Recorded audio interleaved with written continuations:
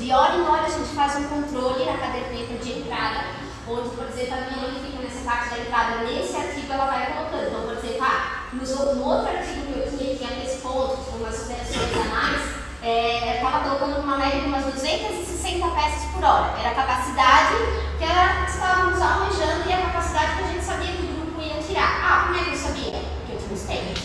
Então, eu nem, na verdade, assim, tem alguns artigos que são repetidos que eu não tiro mais tempo, cada um já sabe o que faz. Isso que é o bom. Agora, lógico, quem trabalha com muita modinha, às vezes assim, muda muito o artigo, isso dificulta. Vocês têm que ser assim, de jeito para tirar, às vezes, tempo nas primeiras peças que já estão saindo. Ou às vezes o artigo ele é muito pequeno, também não dá tempo. Geralmente aqui, por exemplo, eu já tenho todo o balanceamento desses artigos aqui. Eu tiro o tempo, geralmente numa peça também do meio. Eu tiro, sei lá, se é do GG ao PP. Eu tiro lá do tamanho G ou M o tempo. Que daí é um tempo mais justo para o colaborador. Porque assim, eu sei que daí nos tamanhos menores, poxa, ele vai produzir até mais do que o tamanho maior. Mas aí fica uma coisa mais justa. E lembrando da concessão. Eu sempre trabalho com concessão. Então, na máquina eu trabalho com 15% de concessão. Porque é o tempo que elas vão no banheiro, elas vão tomar água, troca a linha e troca a faquinha da máquina, ou acontece qualquer outra coisa. Exceto se, estragou a máquina, ficou mais de 15 minutos a máquina parada, aí eu considero o tempo por questão do mecânico, né? Que isso também atrapalha, mas considero o tempo parado, porque o funcionário não pode também ser prejudicado por questão de algum gargalo que aconteceu ali na produção. A mesma coisa na troca de artigo. Eu também considero um minuto parado na troca de artigo. Eu considero 5 minutos cada colaborador focado em produção para troca de artigo, tá? E dá super certo, por enquanto estamos aprendendo. Então, só para vocês entenderem, esse artigo que eu tinha antes, ele ia 191 peças por hora, e a minha mãe estava acelerando. Ela não ia nada, você está ligando, você está colocando mais peças. Mas ela estava dando 260, 240, 231. Teve a troca de artigo, daí é um artigo que a gente sabe que a gente, cara, deve fazer. Tem a questão na placa. Se a placa já está lá na varinha, uns 10, 15 minutos antes, dá para jogar mais bem. E também tem esse detalhe da placa que eu já ensino para vocês, tá? Então, aqui, por exemplo, deu a troca de artigo, a gente sabe que é um artigo que um artigo que a gente já costurou, sai super bem. Daí a gente solta a peça. Aqui tá 350 peças, mas para sexta-feira eu já pedi para colocar 400 peças nas primeiras horas, mas já chegou a colocar 600 peças. Saiu, lógico que não saiu. Porém, isso por hora, pensa, o meu grupo é pequeno, nós somos em 12 aqui. Eu tenho 3 revisores, é ridículo, tá? Porque o grupo tão pequeno, contando os revisores, eu tenho 3 revisores e depois eu vou explicar o que elas fazem. Pagou uma pessoa a mais e eu tive um resultado na qualidade para essa pessoa a mais, depois eu vou explicar. Mas só para vocês terem noção, tipo assim, às vezes é questão visual de comunicação para a gente saber como organizar o fluxo da produção. E dá super certo. O que nos ajuda muito para identificar é as placas, tá? As placas nos ajudam muito. Eu não sei, alguém trabalha com plaquinha de hora? Dá certo para ti? Às vezes dá, às vezes não, depende do que acontece no meio, né? Tem isso das coisas. É o que a minha mãe falou, dependendo, ela mudar, deu uma atrasada ali porque estragou máquina e tal. Às vezes, cara, e isso o sistema não vai enxergar, tá? Então muita coisa o sistema vai te dar um norte, mas ele não vai enxergar o teu processo, ele não vai enxergar se no dia a dia teu costureiro está perdendo o ritmo que vai pipocar a produção. Isso vai ter que ter alguém para olhar e tentar identificar, opa, mas não saiu certo na hora. E o segredo também para sair a produção, o adiantamento de peças. Tipo assim, às vezes acontece, eu já vi muitos casos que, a revisão está atrasada, sai todo mundo da máquina para ajudar na revisão, pelo amor de Deus, não façam isso. Revisão é revisão, deixa elas se lascarem lá, deixa elas tirar. E máquina é máquina, não misturem as coisas, cuidem com isso, nada de se cutucar. Por que isso? Cuidem da qualidade de vocês. A máquina, principalmente se a pessoa está vendo o defeito dela, ela vai deixar para tá? E é o nome de vocês para o fornecedor. Eu sei que eu trabalho com um magazine, então a C&A, a Schroeder, são chatos pra caramba. Alguém trabalha com magazine aqui que sabe como é que é, né? Entende o que eu estou falando. E no começo, lá na época lá de 5 anos atrás, quando a facção era lá no fundo de quintal, muitos lotes, um atrás do outro, rejeitados, tá? E foi onde também eu pensei, o que eu vou fazer para melhorar? Porque, meu Deus, eles vão me importar o serviço assim. E foi onde eu contratei, quando viemos para cá, eu criei um novo setor na revisão, que é a pré-revisão. Treinei uma pessoa do zero para fazer isso. Porque ele reprovava por coisa tola, por questão assim, às vezes, sei lá, um falhadinho na barra, ou um falhadinho na lateral. Eu pensei, cara, eu vou ter que consertar isso, vou ter que ver algum médico. E foi onde eu pago uma pessoa mais na revisão, que ela faz a pré-revisão, que ela vai pegar o quê? Ela vai pegar a peça do avesso, ela confere a etiqueta e ela corta tudo que tem de fio do avesso e olhos falhados. Outro detalhe, o meu manual, ele tem a responsabilidade de olhar, por exemplo, o manual está fazendo a bainha de mão. Ele tem a responsabilidade de olhar se não está falhado. Se reprovar lote, não tem nada a ver com a revisão. Vou puxar a orelha aqui do fulano que está fazendo o manual. Mesma coisa, quando é decote, também, mesma coisa é a responsabilidade deles. Cava não, quando é cava eu prefiro olhar lá, eu consegui gerenciar para olharem lá para não perderem muito tempo aqui. Então é tudo detalhe que a gente foi ajustando para o quê? Ter mais resultado lá no final. E tá dando certo, por enquanto tá. Então a minha menina, ela olha a peça toda do avesso. O nosso perfil aqui é trabalhar com a parte de cima. Trabalhar com a parte de baixo eu passo fome. Eu não já tenho aqui, não sai, não adianta. Talvez eu tenha, às vezes não sai o artigo porque o problema é o preço da peça. Mas e também porque tu tem que treinar as pessoas também, às vezes, para ter tal agilidade. Aqui a gente chega a treinar as pessoas até para o descarte da peça, para vocês terem noção. E dá muita diferença, tá? Então, o que acontece? A revisora vai olhar a peça, no caso a pré-revisão, vai olhar a peça uma vez, terminou, vai passar a peça adiante e eu tenho duas meninas que ficam no arco. Elas olham a peça no arco, vão virar a peça do direito.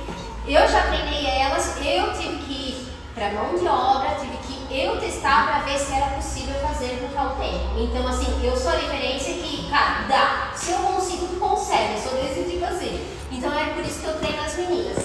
Eu tenho uma revisora que ela já é experiente, que hoje ela fica fixa no arco, e a outra menina, ela foi contratada recentemente, que ela dá suporte, ela não tinha experiência. E tá indo muito bem, tá? Então, e ela já tem também a sequência do processo. Às vezes entra um artigo novo, tem uma operação nova, tem um detalhezinho, um travete, enfim.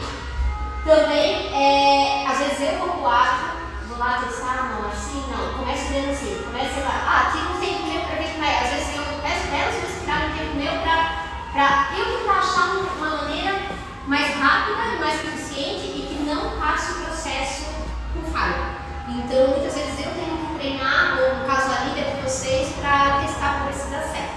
Então, assim eu faço. E a menina, eu tenho que ter uma fixa no arco e a menina dá suporte para ela, precisa ter o suporte, senão não sai a produção. Mesma coisa na máquina, tem operações que precisam de suporte, senão não sai a operação. Então, por exemplo, se a outra menina faz 200 peças, a outra vai fazer, sei lá, 100 peças e ela tem um tempo de meia hora, ela vai fazer 100 peças. Pelo ritmo dela, sabe? Então eu faço toda essa distribuição graças ao meu cronômetro que eu consigo gerenciar esse balanceamento. E a sobra de tempo dela, ela ajuda a menina na pré-revisão, às vezes olhar cá, olhar alguma outra versão ou ajudar no manual. Ninguém fica com tempo ocioso. Aqui só vê elas correndo pra lá e pra cá. Tipo, não, que no entanto assim, não. Às vezes acontece, eu troco de artigo, a revisão às vezes quase chega a parar. Mas elas não podem perder o ritmo lá. Elas já sabem, parei na revisão, o que eu faço? Elas já são treinadas, parei na revisão. Ou eu vou molhar a peça, porque às vezes tem a suficiente de molhar para tirar os pontinhos das desmanchadas, ou elas molham a peça, ou ajuda no manual, ou ajuda a desmanchar a peça, elas já são designadas, elas já sabem, parei na produção, não posso ficar parada, o que eu vou fazer? Então isso também é um detalhe bem importante. Controle de horas ajuda muito. E isso foi a ideia de uma funcionária minha, tá? Eu sabia dessa técnica lá da minha mãe. Então me dá muito saber indo na hora certa, se está sendo o artigo, o que está acontecendo, em qual máquina está empacando. Então a gente consegue consertar muita coisa nessa placa de horas. Porém, ela tem que ter um certo adiantamento, porque senão não vai sair a produção. As costureiras, elas não podem estar uma na cola da outra. É o que eu falo aqui. Se está uma na cola da outra, é problema no processo. Tem alguma falha no processo, alguma falha ou no ritmo, ou uma está acelerando demais e a outra de menos, mas tem que consertar. Tem que sempre dar um gargalo aqui, chega a dar o quê? Umas 50 peças, né, mãe? De uma operação para outra. Porque assim, daí a tua coleguinha do lado, ela não vai ficar nervosa se tu tá muito colada nela, porque às vezes vai ficar nervosa, só vai fazer cagada. Então tem que ter esse gargalo. E a famosa da plaquinha, as famosas plaquinhas, elas têm que estar com um adiantamento mais ou menos o que, mãe? Dependendo do artigo, umas 2 horas, mínimo 2 horas pra frente, tá? A entrada, no caso. Por exemplo, assim, minha mãe vai começar a passar o friso do decote. Ela já tô com... Tudo que tá lá já está pronto para começar a entrar no processo, aquelas 20 peças. Aqui a menina ela só vai contar de 20 em 20. E aqui, por ela ter a contagem de peça dela de 20 em 20, a concessão dela é maior do que as outras, é 20%, tá? A gente considera. E o restante da máquina é 15%, porque ela tem o tempo aqui de fazer a contagem. E tá tudo bem, também tá dando certo. Então aqui vai entrar o artigo, por exemplo, segunda-feira a gente vai entrar, minha mãe vai começar a operação dela, ela já vai estar nas 8 horas. Já vai estar nas 8 horas. Então é bem importante esse adiantamento. Às vezes o que acontece? Vocês vão ter que sacrificar um dia de vocês para consertar isso. E muitas vezes a gente vai ter que consertar. Então às vezes a produção de vocês, cara, vai cair muito. Eu já tive, não é sempre que eu tenho um quadro assim explodindo. Normalmente sim, mas às vezes entra algum artigo que dá uma balançada e às vezes eu tenho que sacrificar o meu dia. Às vezes tipo, teve um artigo, foi dentro do mês, eu já acho que a gente começou o mês com 143%. Agora a gente vai fechar o mês provavelmente com 130%. Esse artigo deu uma balançada geral, o cara caiu muito e não saiu. Cara, a hora dava o quê? No máximo 70% de produção e eu não conseguia consertar e era muito defeito, a gente não tinha muita habilidade ali, tinha que consertar e ser rápido, tinha que agir com rapidez. No dia seguinte que eu consegui consertar esse artigo para começar a sair bem, eu consegui consertar o balanceamento. Então muitas vezes tem que sacrificar o teu dia para consertar o futuro ou para conseguir tirar o balanceamento. Às vezes eu sei que tem facção aqui que tem os lotes muito pequenos, que nem o pessoal aqui de Minas Gerais, né? Então às vezes o balanceamento de vocês vai ter que ser já nas primeiras peças. Não dá para deixar como aqui, às vezes a gente tira, vamos deixar para tirar no tamanho do meio, que é só para dar uma ajustada se precisar. Às vezes vocês vão ter que... Cara, já sei na primeira peça, botou na máquina e aos poucos vocês vão afinando esse balanceamento de vocês para tentar consertar o fluxo. E a placa de horas é muito importante para a gente saber que está saindo ou não está saindo. Então, por exemplo, assim, no momento que eu sei, a revisão vai atrasar, uma que eu já olho a pilha lá socada, se tá, tipo, elas não vão dar conta. Às vezes eu saio para ir lá ajudar, ou eu tiro alguém, alguma pessoa treinada, não da máquina, mas um manual que também sabe fazer para dar, às vezes, um suporte, mas para não pipocar. Outra ideia que às vezes eu tenho, que até eu já pensei em fazer, se a revisão não conseguisse acompanhar a máquina, porque eu considero peças, o processo finalizado só vai para o quadro quando as peças estão aqui, amarradas, prontas para o meu caminhão levar.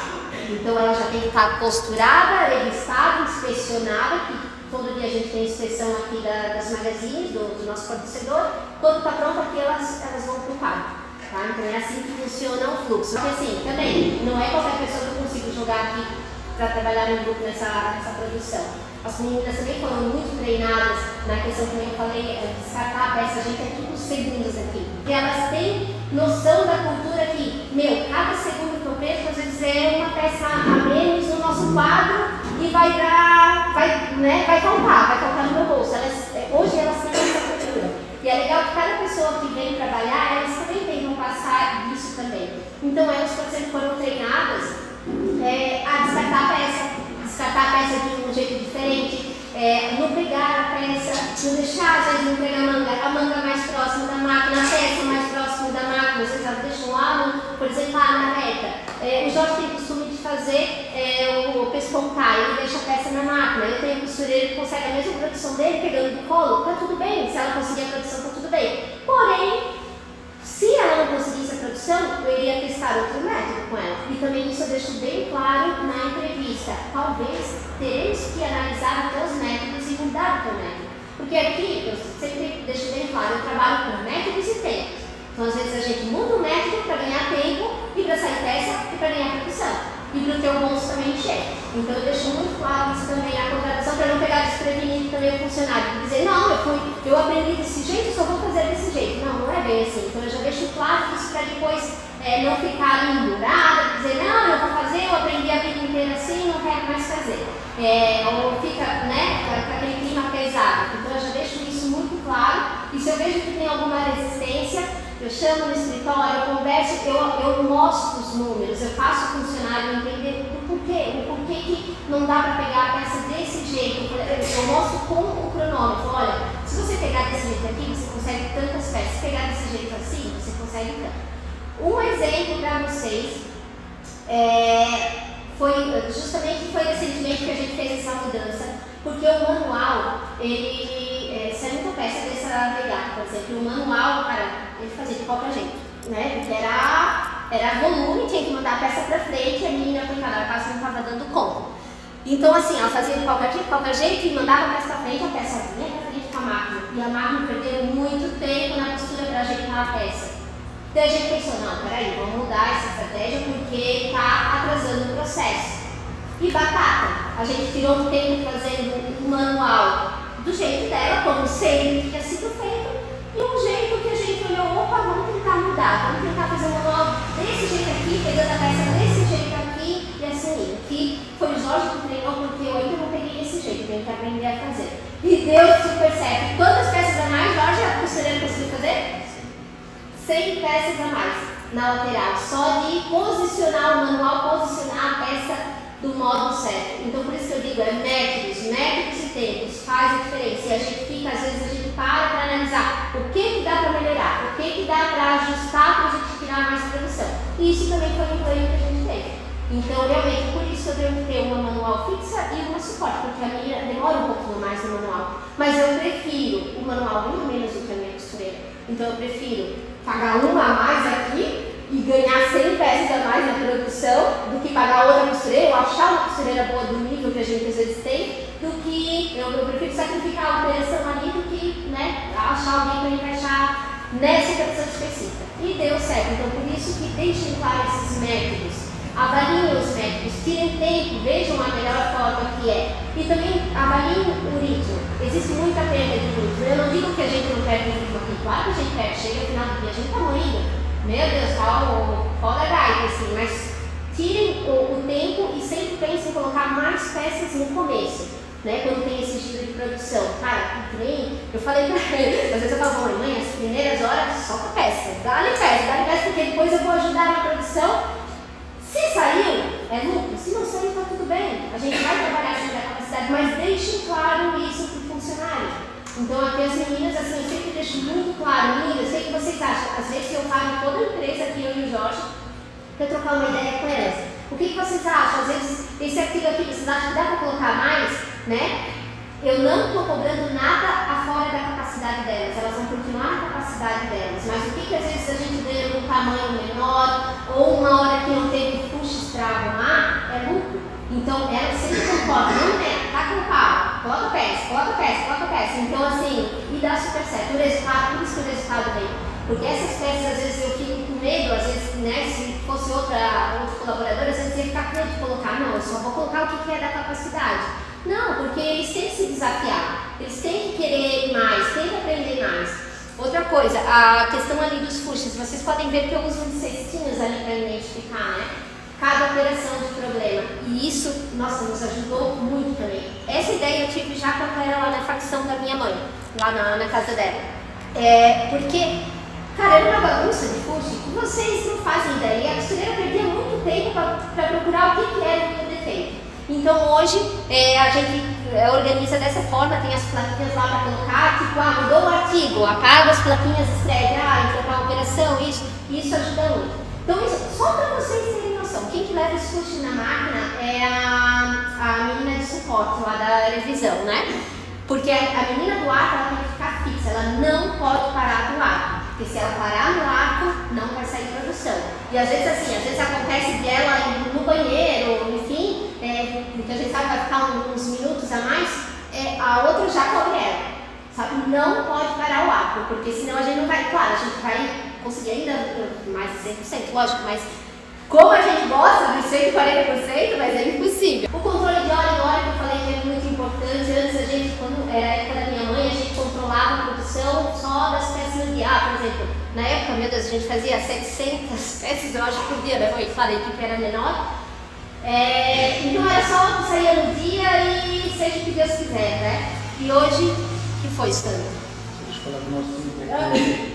E hoje... O CIETEP, o Mariá para falar com o colaborador. Ah, tá bom. E hoje, tá, hora em hora, a gente consegue, como eu falei, consertar muita coisa na produção. Isso é um controle assim que eu acho que, cara, precisa ter. Precisa ter, porque vocês vão ver o quanto isso vai beneficiar vocês de consertar qualquer problema que tem. Eu consigo consertar muita coisa. Eu sou muito rápida assim no pensar. Às vezes, enquanto o Jorge está pensando, eu já movimentei a empresa inteira, sabe? Na questão assim, no agir, porque muita coisa que tem que consertar e não pode pensar muitas vezes assim, eu tô vendo que a revisão tá parada, ou às vezes até a minha mãe, que também entende bem de produção, ela já disse, Milena, para a revisão não parar, ó, tem aquelas peças que desmanchar, já abastece elas lá. Sabe? A gente se ajuda, e as meninas é legal porque elas entendem isso hoje, entendem dessa cultura de produção, e elas me ajudam, Milena, o que tu acha disso? O que tu acha daquilo?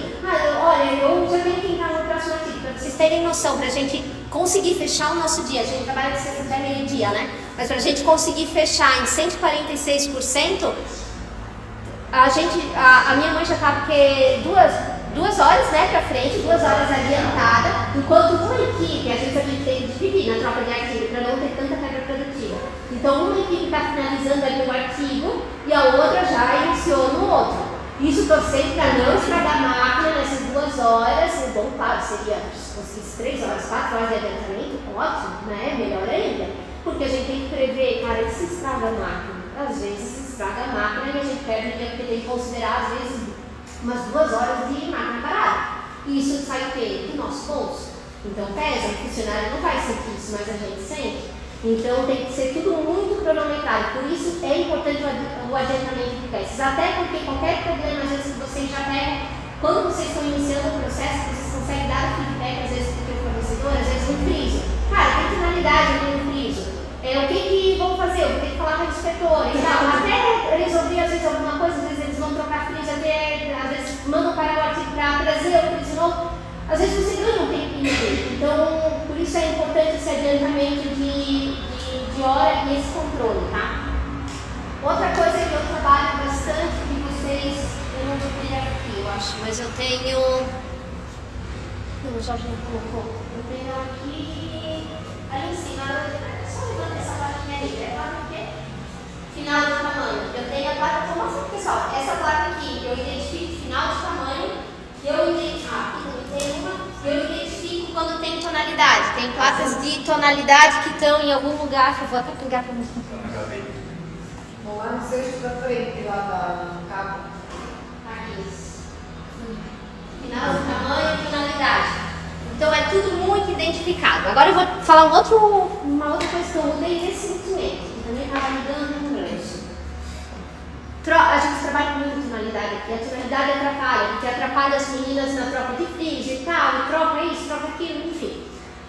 E a minha manual, ela já estava quase louca, ela estava quase meio que misturando as tonalidades. E porque vem em sacos assim, né, frisos com, às vezes cada pacote uma tonalidade. E às vezes o selo da tonalidade estava dentro, às vezes estava do lado, às vezes estava do outro lado, enfim, daí até que ela buscava para ver, ela perdia tempo. E eu não podia fazer ela perder tempo. Daí eu tive a ideia brilhante de comprar esses aqui e colocar as placas, as principais cores que tem tonalidade. Tem fornecedor que usa por numeração, 1, 2, 3. Esse meu fornecedor aqui ele usa por cor. Então eu comprei, lá embaixo tem vários desses latões aqui e coloquei das tonalidades. Então, o que acontece? Entrou o artigo, ela já vai lá, vai abastecer essa tonalidade, essa daqui, essa daqui. Ah, precisou, tá acabando o friso, ela já vai lá, já pega, já abastece as meninas, para a máquina não parar. A máquina não pode se levantar para ficar pegando friso, ou ficar abastecendo. A máquina levanta para tomar água, tem no banheiro, né? Nem para trocar a agulha, pegar a ferramenta, ela se levanta, para vocês terem ideia. Porque eu tenho que fazer valer a pena a produção. Então isso foi uma ideia que eu tive e eu também consegui ganhar produção no meu manual do Matheus e ela ajudar em outras coisas, tá? Outra coisa, linhas, agulhas, chaves, coloquei aqui para não esquecer de falar. Sempre deixar todos cientes aonde tem, alguma emergência, se o manual conseguir abastecer. A minha manual eu não sabia, não entendia de agulha, eu tive que treinar ela para entender, tive que deixar uma pessoa designada. Por quê? Quando ela vem da máquina só fala, eu preciso de uma agulha a 70, bem 27, 70. Ó, a manual já vai aqui, que eu tenho aqui, que eu já tenho que guardar, senão o Jorge vai me pegar. Ó, então aqui eu já tenho mais chave, já tenho alicate se precisar. Tem aqui que o meu falecido pai deixava super organizado, todas as agulhas. Tem um outro, a caixinha de descarte de agulha, que a gente faz a troca, ela já me devolve a agulha com problema, já vem pra cá. E tá tudo aqui na mão pra facilitar a costureira, pra ela não se levantar pra pegar a agulha, chave, enfim. Então isso também tem nos ajudado bastante. Eu tive que treinar meu manual pra fazer isso, porque alguém tinha que fazer pra gente poupar tempo. Porque senão também a costureira levantava, até que ela se achava ali, daí fazia uma bagunça ali. Então hoje eu só tenho uma pessoa que ela mexe nisso, que é a Simone ou eu ou o Jorge. É muito importante energizar a equipe. Eu gosto muito, eu sou muito assim de me colocar no lugar de um funcionário hoje, porque eu também sou funcionária da outra empresa que eu trabalho de importação, mas eu também gosto de receber os mimos que eles me dão, de ganhar um bom dia, de um tapinha nas costas. Então eu acho isso muito legal. Agora vocês imaginam chegar aqui sempre empurrado, chutando tudo pela frente. Eu ainda sou super elétrica, assim, então eu já chego, já vou na máquina, já vou acelerando, eu não preciso de suporte, eu chego como mais tarde por conta da minha filha, mas se pudesse eu já vinha dos 4 da manhã, tá? A importância do líder, no caso, é saber cobrar, saber elogiar, saber se colocar no lugar do funcionário e saber conduzir as coisas. Então isso faz toda a diferença. E principalmente a valorização. Então vocês veem que eu adoro comprar coisas dos meus colaboradores e às vezes, acredito, eu tiro 1 centavo às vezes do caixa da empresa. Isso também é importante, tá? A questão financeira da empresa diz muito. O pessoal da CITEC pode dar um apoio para vocês para isso. Mas assim, se hoje eu precisar, sei lá, uma emergência de alguma crise, manter a empresa fechada por alguns meses e pagando funcionário, eu consigo ter uma estabilidade. Por quê? Porque eu não mexo em caixa de empresa. Eu tenho, lógico, a minha renda extra nas importações que eu faço, o Jorge também tem outros negócios, aqui ainda é praticamente o nosso hobby, assim, praticamente. Mas assim, a gente não mexe no caixa, por isso a gente volta e meia vem investindo. Se precisar mandar algum colaborador embora, eu tenho dinheiro para mandar. Se fosse algum colaborador de anos, tenho dinheiro. Eu já tenho dinheiro guardado para festinha no final do ano, né? Às vezes ninguém interessa que vai guardando por vez, então eu faço todo esse planejamento. Isso faz toda a diferença, porque a gente sabe que facções que chega no final do ano, chega a fazer empréstimo para pagar férias, décimo. Cara, isso não é saudável. No momento que você chega nesse estágio, vai faltar no próximo ano no teu bolso e vai fugir do controle, e isso não é legal. E antigamente eu acho que a gente até chegou, né, Jorge, a fazer. A gente já chegou, então assim, a gente tem essa dor, só que a gente foi consertando as coisas e hoje, graças a Deus, a gente tem essa estabilidade. Numa emergência, a gente tem caixa, a gente não mexe no caixa da empresa, a gente tira uma renda, né, pra gente, as nossas coisas particulares, mas é esse o limite e tem que economizar, e assim a gente faz e tem dado super certo. Então a gestão financeira vale muito e diz muito do que vocês vão negociar dos ativos para colocar dentro da empresa de vocês. Vocês têm que ser parceiros e fornecedores de vocês. Chame para uma reunião, expliquem, eles também não vão querer perder vocês. É difícil achar boas facções. Então conversa, olha, fulano, eu não consigo fazer esse artigo. Por que você não consegue? Vocês têm que ter ferramentas para argumentar. Não, eu tenho dessa operação e tal, eu preciso ter tantos colaboradores para dar um giro nessa produção, a minha estrutura não tem. Tá, dificilmente eles não vão conseguir reajustar. No meu caso, foi um caso só, um artigo que eles não conseguiram reajustar, né, Jorge? Senão os outros, geralmente, assim, tudo conversando e provando em números para eles, a gente conseguiu. E eu finalizei agora. Muito bem. Uma salva de palmas!